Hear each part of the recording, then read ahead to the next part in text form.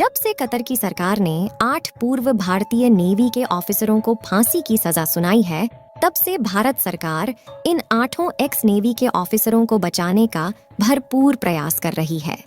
यहाँ तक कि भारत ने कतर से तेल इंपोर्ट को बंद करने की बात को भी कह दिया है।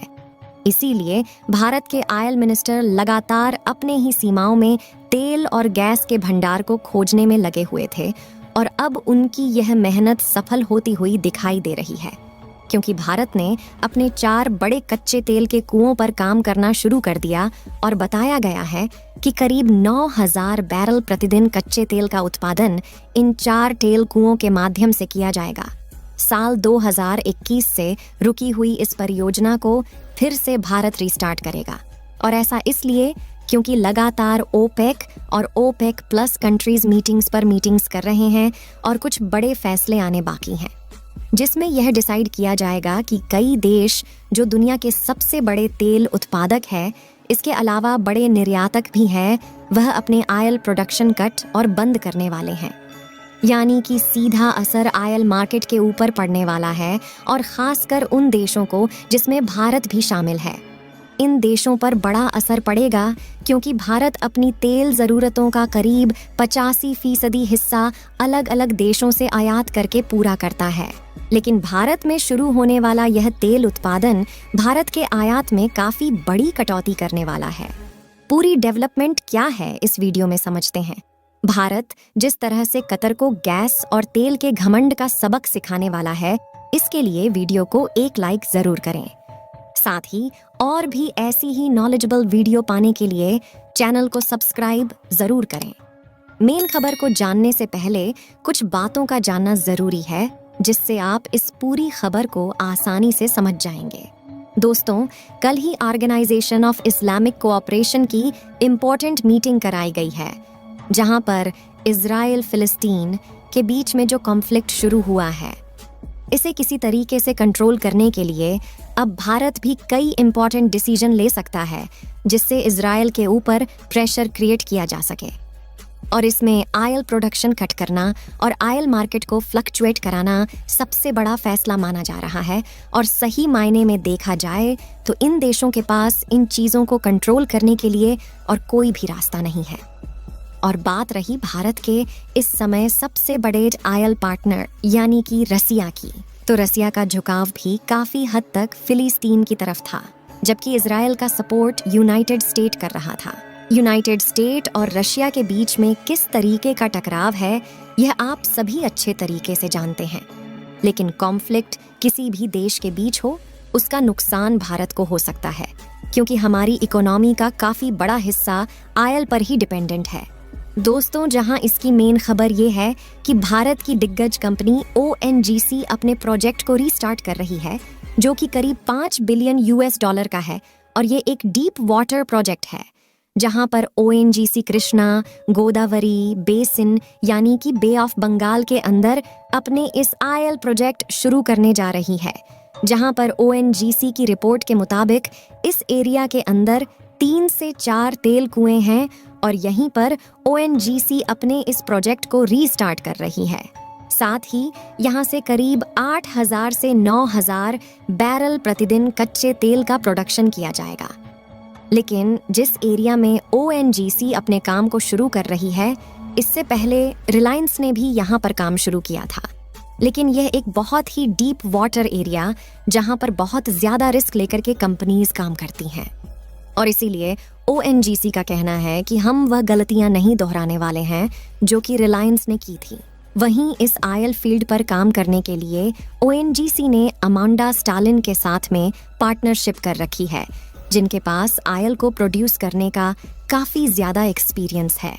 साथ ही ONGC ने एक और कंपनी के साथ में पार्टनरशिप कर ली है, जो कि बड़े लेवल पर फ्लोटिंग प्रोडक्शन टेक्नोलॉजी का इस्तेमाल करते हुए ऑयल का प्रोडक्शन करती हैं, क्योंकि यहाँ पर काफ़ी ज़्यादा डीप वाटर में ऑयल पर काम करना होगा, और यह कंपनी स्टोरेज और ऑफ रोडिंग इन सभी चीज़ों को मैनेज करने का काम करती है।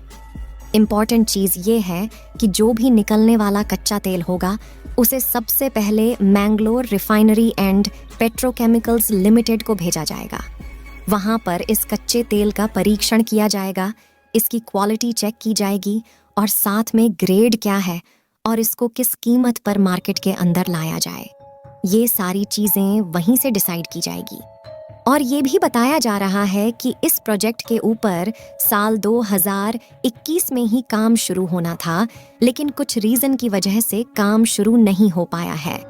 और फाइनली जिस तरीके से मार्केट फ्लक्चुएट कर रहा है, जल्द से जल्द भारत को अपने सभी काम रीस्टार्ट करने पड़ रहे हैं। दोस्तों, अगर आप दो देशों के बीच तेल इंपोर्ट और एक्सपोर्ट की पावर को सही मायने में जानना चाहते हैं तो हम आपको रिकमेंड करेंगे कुकू एफएम की काफ़ी ज़्यादा popular audio book oil power and war, यानी कि तेल की ताकत और युद्ध। इस ऑडियो बुक को सुनकर आप सही मायने में जान पाएंगे कि किस तरीके से आयल के लिए युद्ध होते रहे हैं। साथियों, अगर आप इस ऑडियो बुक को सुनना चाहते हैं तो कमेंट बॉक्स में हमने इस ऐप का लिंक पिन कर दिया है, जिस पर क्लिक करके आप आसानी से इस ऐप को डाउनलोड कर सकते हैं। इसी बीच हम आपके लिए कुकू एफएम की तरफ से एक खास ऑफर लेकर आए हैं। अगर आप हमारे द्वारा कमेंट में दिए गए लिंक पर क्लिक करके डाउनलोड करते हैं तो आपको कुकू एफएम की ईयरली सब्सक्रिप्शन में 50% छूट मिलेगी। इस ऑफर का लाभ लेने के लिए कमेंट बॉक्स में दिए गए लिंक पर क्लिक करके कुकू एफएम ऐप को अभी डाउनलोड करें।